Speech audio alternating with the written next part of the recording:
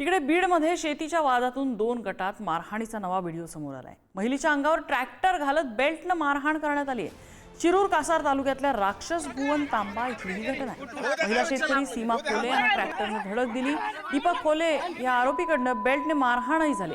दीपक खोले, नानासाहेब तांबे आणि रामेश्वर अवसरमल यांच्या विरोधात गुन्हा दाखल करण्यात आलाय।